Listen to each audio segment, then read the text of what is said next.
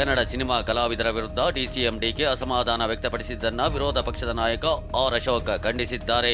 ಡಿಕೆಗೆ ರಾಜಣ್ಣನ ನಟ್ಟೋ ಬೋಲ್ಟೋ tight ಮಾಡೋಕ್ಕಾಗಿಲ್ಲ. Cinema ನಟರು DK Shivakumar ಗುಲಾಮರಲ್ಲ. Ambareesh ಇದ್ದಿದ್ರೆ ಅವರ ಭಾಷೆಯಲ್ಲೇ ಉತ್ತರ ಕೊಡ್ತಿದ್ರು ಅಂತ ಅಶೋಕ್ ವ್ಯಂಗ್ಯವಾಡಿದ್ದಾರೆ. ಮತ್ತೊಂದೆಡೆ ಜನರು ನಟ್ಟೋ ಬೋಲ್ಟೋ ಸರಿ ಮಾಡಲು ಇವರಿಗೆ ಅಧಿಕಾರ ಕೊಟ್ಟಿದ್ದಾರಾ ಅಂತ ಕೇಂದ್ರ ಸಚಿವ ಎಚ್ ಡಿ ಕುಮಾರಸ್ವಾಮಿ ಕಿಡಿಕಾರಿದ್ದಾರೆ. ಈ ಟೈಮಲ್ಲಿ ಏನಾನ ಅಂಬರೀಷ್ ಅವರು ಇದ್ದಿದ್ರೆ ಸರಿಯಾಗಿ ಉತ್ತರ ಕೊಡ್ತಾ ಇದ್ರು, ಅವ್ರ ಭಾಷೆಯಲ್ಲೇ ಉತ್ತರ ಕೊಡ್ತಾ ಇದ್ರು. ಪುಣ್ಯಕ್ಕೆ ಅವರು ನಮ್ಮ ಮಧ್ಯೆ ಇಲ್ಲ. ರಾಜ್ಯದ ಜನ ಅವರಿಗೆ ಸಹಕಾರ ಕೊಟ್ಟಿದ್ದಾರಲ್ವಾ, ಅಧಿಕಾರ ಅವ್ರ ಕೈನಲ್ಲಿದೆ. ಪಾಪ ಬೀದಿಲೂ ಕರೆದಿಲ್ಲ, ನಟ್ಟು ಬೋಲ್ಟ್ ರಿಪೇರಿ ಮಾಡೋಕೆ ಅಧಿಕಾರ ಕೊಟ್ಟಾರ. ಎಲ್ಲಿ ನಟ್ಟು ಬೋಲ್ಟ್ ಟೈಟ್ ಮಾಡಬೇಕು ಅಂತ ಗೊತ್ತಿದೆ ಎಂದ ಡಿಸಿಎಂ ಡಿಕೆಶಿ ಹೇಳಿಕೆಗೆ ಮಾಜಿ ಸಚಿವ ಮುನಿರತ್ನ ತಿರುಗೇಟು ನೀಡಿದ್ದಾರೆ. ಮೇಕೆದಾಟು ಪಾದಯಾತ್ರೆ ವೇಳೆ ನಾಯಕರು ಕಾಂಗ್ರೆಸ್ ಬಾವುಟ ಶಾಲು ಹಾಕಿಕೊಂಡಿರುವ ಫೋಟೋವನ್ನ ರಿಲೀಸ್ ಮಾಡಿ ಟಾಂಗ್ ಕೊಟ್ಟಿದ್ದಾರೆ. ನಟ್ಟು ಬೋಲ್ಟ್ ಸರಿ ಮಾಡ್ತೇನೆ ಅಂತ ಹೇಳುವುದು ಸರಿಯಲ್ಲ. ಹೋರಾಟಕ್ಕೆ ಬರಬೇಕೋ ಬೇಡವೋ ಅನ್ನೋದು ಅವರವರಿಗೆ ಬಿಟ್ಟಿದ್ದು. ಬೆದರಿಕೆ ಹಾಕೋದು ಸರಿಯಲ್ಲ ಅಂತ ಸಂಸದ ಜಗದೀಶ್ ಶೆಟ್ಟರ್ ಪ್ರತಿಕ್ರಿಯಿಸಿದ್ದಾರೆ. ಸುಸ್ತಾಗಿ ಕಾಂಗ್ರೆಸ್ ಫ್ಲಾಗ್ ಹಾಕೊಂಡು ಶಲ್ಯ ಹಾಕೊಂಡು ಎಳ್ಳೀರು ಕುಡಿತಾವ್ರೆ. ಇದು ಜಲಕ್ಕೋಸ್ಕರ ಹೋರಾಟ ಮಾಡಿರೋದ? ಹೋರಾಟಕ್ಕೆ ಬರಬೇಕು ಬಿಡಬೇಕು ಅನ್ನೋದು ಅವ್ರಿಗೆ ಬಿಟ್ಟಂತ ವಿಚಾರ. ಹೀಗಾಗಿ ಹೋರಾಟಕ್ಕೆ ಬಂದಿಲ್ಲ ಅನ್ನುವಂಥ ಕಾರಣ ಮೇಲೆ ಅವ್ರಿಗೆ ಬೈಯುವಂಥ ಅವಶ್ಯಕತೆ ಇಲ್ಲ.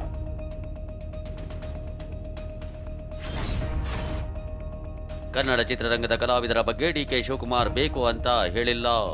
ಮಾತಿನ ಬರದಲ್ಲಿ ಕೈಕಾಲು ಮುರಿತೀನಿ ಅಂತ ನಾವು ಹೇಳ್ತೀವಿ, ಹಾಗಂತ ಕೈಕಾಲು ಮುರಿತೀವಾ ಅಂತ ಹಿರಿಯ ನಟಿ ಹೇಮಾ ಚೌಧರಿ ಹೇಳಿದ್ದಾರೆ. ಮತ್ತೊಂದೆಡೆ ನೆಲ ಜಲ ಭಾಷೆ ಅಂತ ಬಂದಾಗ ಸಪೋರ್ಟ್ ಮಾಡಬೇಕು. ಜವಾಬ್ದಾರಿ ಇರೋರು ಬಂದ್ರೆ ಜಾಸ್ತಿ ಜನ ಬರ್ತಾರೆ, ಹೆಚ್ಚು ಅರಿವು ಮೂಡಿಸಬಹುದು ಅಂತ ಡಿಕೆ ಹಾಗೆ ಹೇಳಿದ್ದಾರೆ ಅಂತ ನಿರ್ಮಾಪಕ ಉಮಾಪತಿ ಸಮರ್ಥಿಸಿಕೊಂಡಿದ್ದಾರೆ. ಈಗ ನಾವೇ ನಮ್ಮ ಮನೆಯಲ್ಲಿ ಕೆಲಸ ಮಾಡೋರಿಗೆ ಎಲ್ಲ ಕೊಟ್ಟು ಅವ್ರ ಕೆಲಸಕ್ಕೆ ಬರಲಿಲ್ಲ ಅಂದರೆ ಕೋಪ ಮಾಡ್ಕೊಳ್ತೀವಲ್ಲ, ಹಾಗೆ ಇದನ್ನು ಅದು ಆ್ಯಂಡ್ ಆ ನಟ್ಟು ಬೋಲ್ಟು ಅನ್ನೋ ಪದಗಳನ್ನು ಇದೆ ನೋಡಿ, ಅದು ಬಂದು ಅವ್ರು ಯಾವುದೇ ಒಂದು ಕೆಟ್ಟ ಅಭಿಪ್ರಾಯದಿಂದನೋ ಬೇರೆ ಉದ್ದೇಶದಿಂದನೋ ಹೇಳಲಿಲ್ಲ ಶಿವಕುಮಾರ್ ಅವರು. ಎಲ್ಲರೂ ಕೂಡ ನೆಲ ಜಲ ಭಾಷೆ ಅಂತ ಬಂದಾಗ ಎಲ್ಲರೂ ನಿಲ್ಲಬೇಕಾಗ್ತದೆ, ಅವ್ರವ್ರ ಕರ್ತವ್ಯ ಆಗಿರ್ತದೆ. ಇವಾಗ ಒಂದು ದಿವಸ ನೀರು ಬರಲಿಲ್ಲ ಅಂದರೆ ಸರ್ಕಾರನ ಬೈತಾರೆ. ಅದೇ ರೀತಿ ಸರ್ಕಾರಕ್ಕೆ ಎಷ್ಟರ ಮಟ್ಟಕ್ಕೆ ಸಪೋರ್ಟ್ ಮಾಡ್ತಾ ಇದೀವಿ ಅನ್ನೋದು ಎಲ್ಲರದ್ದು ಒಂದು ಆದ್ಯ ಕರ್ತವ್ಯ ಆಗ್ತದೆ. ಇನ್ನು ಡಿಸಿಎಂ ಹೇಳಿಕೆ ಸಮರ್ಥಿಸಿಕೊಂಡ ಕರ್ನಾಟಕ ರಕ್ಷಣಾ ವೇದಿಕೆ ರಾಜ್ಯಾಧ್ಯಕ್ಷ ಟಿ.ಎ. ನಾರಾಯಣಗೌಡ, ನೆಲ ಜಲಗಳ ವಿಚಾರದಲ್ಲಿ ಹೋರಾಟಕ್ಕೆ ಕರೆಕೊಟ್ಟ ಸಂದರ್ಭದಲ್ಲಿ ಒಬ್ಬರು ಸಿನಿಮಾದವರು ಮಾತಾಡಲ್ಲ, ಸಿನಿಮಾ ನಟರನ್ನ ಕೋಟ್ಯಾಧಿಪತಿಗಳನ್ನಾಗಿ ಮಾಡಿದ್ದು ಕನ್ನಡಿಗರು ಎಂದಿದ್ದಾರೆ. ನೆಲಜಲಗಳ ವಿಚಾರದಲ್ಲಿ ಕರೆ ಕೊಟ್ಟಂತ ಸಂದರ್ಭದಲ್ಲಿ ಒಬ್ಬರು ಸಿನಿಮಾದವರು ಮಾತಾಡುವುದಿಲ್ಲ, ಯಾವತ್ತೂ ಅವರು ನಮ್ಮ ಹೋರಾಟಗಳಲ್ಲಿ ಭಾಗಿ ಆಗಲ್ಲ.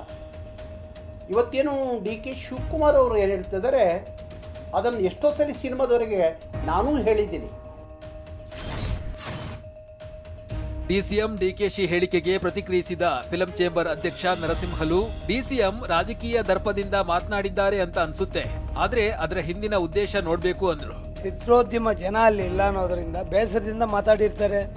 ಅದನ್ನು ನಾವು ದೊಡ್ಡ ಅದಾಗಿ ಏನೋ ನಮ್ಮನ್ನು ಬಂದ್ ಮಾಡಿಬಿಟ್ಟಿದ್ದಾರೆ, ಬೋಲ್ಡ್ನ ಟೈಟ್ ಮಾಡಿಬಿಡ್ತಾರೆ, ಇನ್ನೊಂದು ಮಾಡ್ತಾರೆ ಅನ್ನೋದು.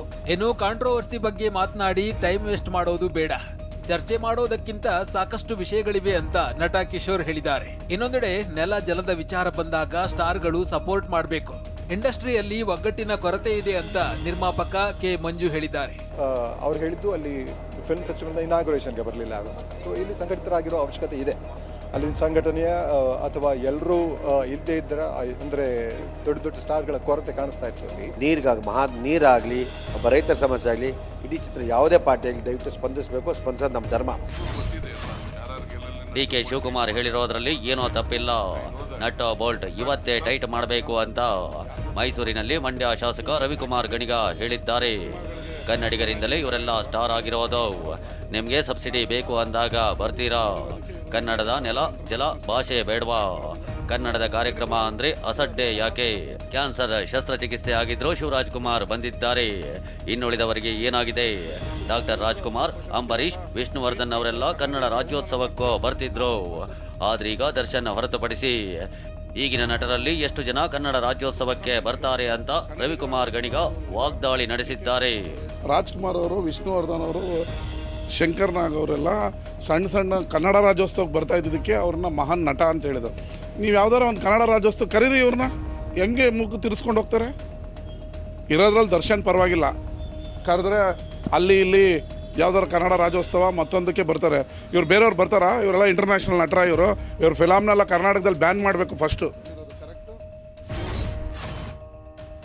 ಕಲಾವಿದರ ವಿರುದ್ಧ ಅಸಮಾಧಾನದ ಬಗ್ಗೆ ಶುರುವಾದ ಚರ್ಚೆಗಳ ಬಗ್ಗೆ ಪ್ರತಿಕ್ರಿಯಿಸಿದ ಡಿಕೆ ಶಿವಕುಮಾರ್, ಸಿನಿಮಾ ರಂಗದವರು ಏನ್ ಬೇಕಾದ್ರೂ ಮಾತನಾಡಿಕೊಳ್ಳಲಿ ಎಂದಿದ್ದಾರೆ. ನೆಲ ಜಲದ ವಿಚಾರದಲ್ಲಿ ಹೋರಾಟ ಮಾಡ್ತೇವೆ ಎನ್ನುತ್ತಾರೆ. ಪ್ರೇಮ್, ದುನಿಯಾ ವಿಜಿ, ಸಾಧು ಕೋಕಿಲ ವಿರುದ್ಧ ಬಿಜೆಪಿಯವರು ಕೇಸ್ ಹಾಕಿದ್ರು. ಫಿಲಂ ಇಂಡಸ್ಟ್ರಿ ಸತ್ತೋಯ್ತು, ಚಿತ್ರಮಂದಿರಗಳು ಮುಚ್ಚಿದವು ಅಂತಾರೆ.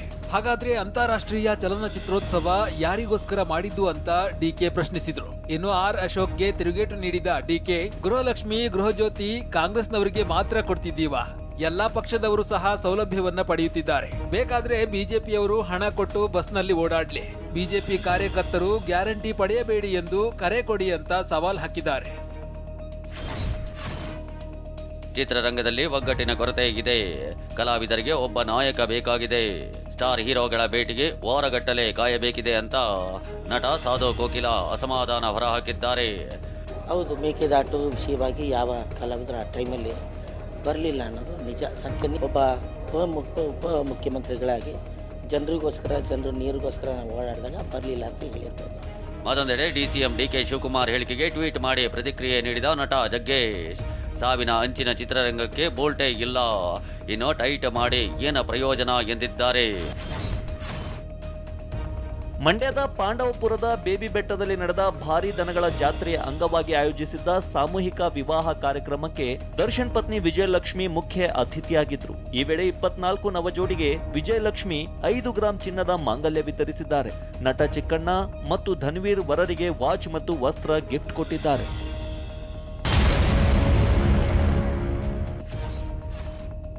ಚಾಂಪಿಯನ್ಸ್ ಟ್ರೋಫಿಯಲ್ಲಿ 3ನೇ ಹಾಗೂ ಲೀಗ್ ಹಂತದ ಕೊನೆಯ ಪಂದ್ಯ ಆಡುತ್ತಿರುವ ಭಾರತ ತಂಡ ನ್ಯೂಜಿಲೆಂಡ್ಗೆ 250 ರನ್ ಗುರಿ ನೀಡಿದೆ.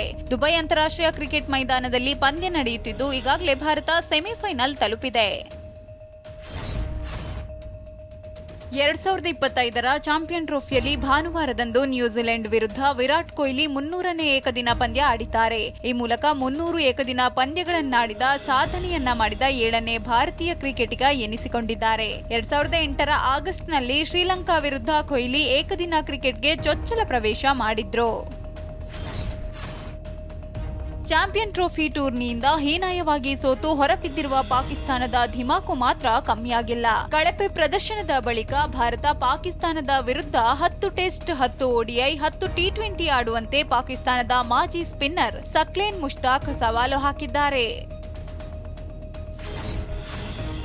ಚಾಂಪಿಯನ್ ಟ್ರೋಫಿ ಪಂದ್ಯದಲ್ಲಿ ಭಾರತದ ಆಟಗಾರ ಶುಭ್ಮನ್ ಗಿಲ್ ವಿಕೆಟ್ ಕಿತ್ತ ಬಳಿಕ ದರ್ಪ ತೋರಿ ಟೀಕೆಗೊಳಗಾಗಿದ್ದ ಪಾಕ್ ಕ್ರಿಕೆಟಿಗ ಅಬ್ರಾರ್ ಅಹ್ಮದ್ ಈಗ ಒಂದು ಪೋಸ್ಟ್ ಅನ್ನ ಮಾಡಿದ್ದಾರೆ. ಕೊಹ್ಲಿ ಫೋಟೋ ಹಂಚಿಕೊಂಡ ಅಬ್ರಾರ್, ನನ್ನ ಬಾಲ್ಯದ ಕ್ರಿಕೆಟಿಗನಿಗೆ ಬೌಲಿಂಗ್ ಮಾಡಿದ ಕ್ಷಣ ಕೊಹ್ಲಿ ಸ್ಫೂರ್ತಿ ಎಂದು ಬರೆದುಕೊಂಡಿದ್ದಾರೆ.